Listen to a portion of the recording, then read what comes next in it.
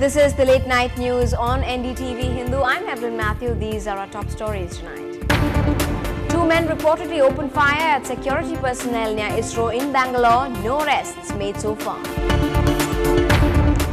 MDMK takes resolution to stage agitations against Kerala over the Mullai Periyar Dam issue. Any future government of Kerala decides to give water, that will not be possible. 6 school students drown in a pond in Tirunelveli. General Sarath Fonseca appears before a military court. The case is adjourned to the 6th of April. And the Chennai Super Kings will look to halt the march of the Kolkata Knight Riders in the Indian Premier League today. The Chennai Super Kings,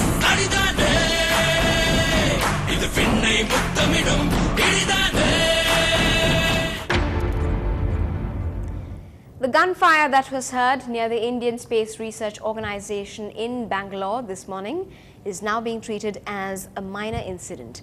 ISRO officials have said that there was no breach of security as the gunmen moved far away from the facility.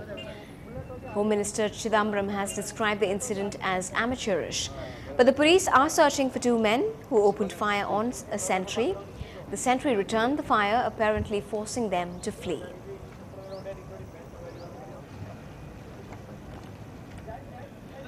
And NDTV 24/7's correspondent Maya Sharma joined us earlier with more details.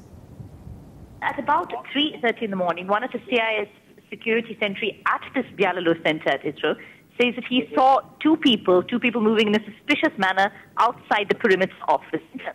And he says that when he challenged them, one of the people actually opened fire, and he returned that fire. And indeed, as the spot investigations have been going on, they have in fact shown that 8 rounds have been fired by the CISF sentry.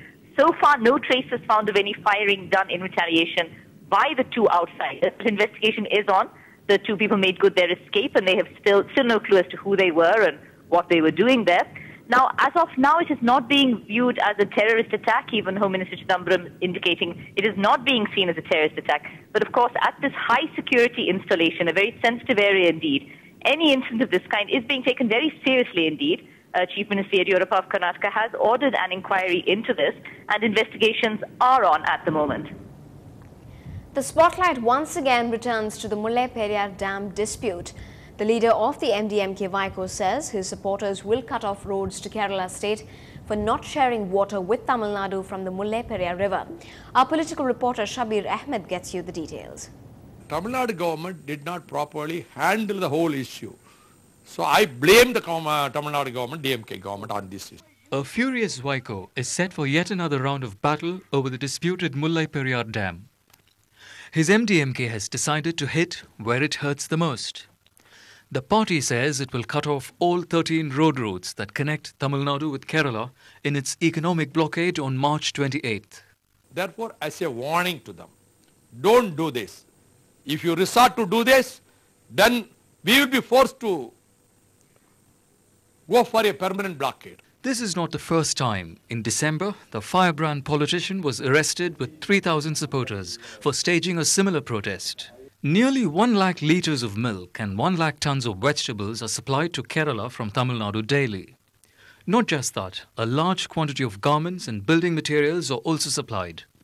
Intelligence officials from the centre have already warned the state governments that these kind of protests will adversely affect the livelihood of people in both the states.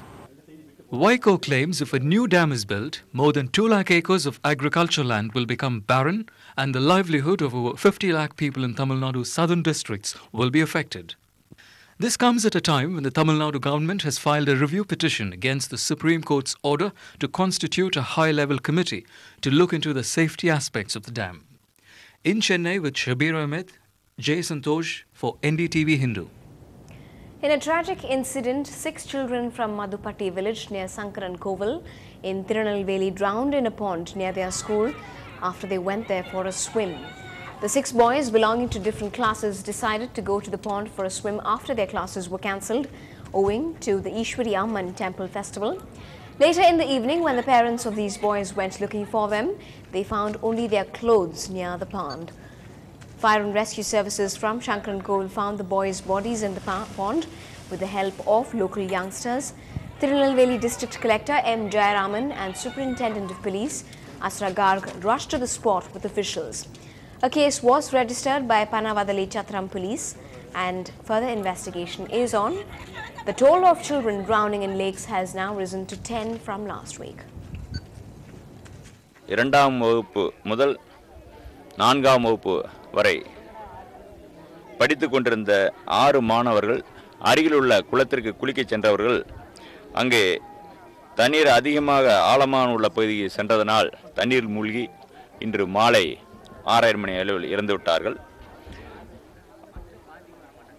இறந்தவர்களை அந்த குழந்தையினுடைய தகப்பனாரில் ஒருவர் குழந்தைகளை காணோம் என்று குளக்கரைக்கு சென்ற பொழுது அவருடைய உடையை பார்த்து அதற்கு பிறகு அந்த குழந்தைகளை தேடி கண்டுபிடித்து கரைக்கு கொண்டு வந்துள்ளார்கள்.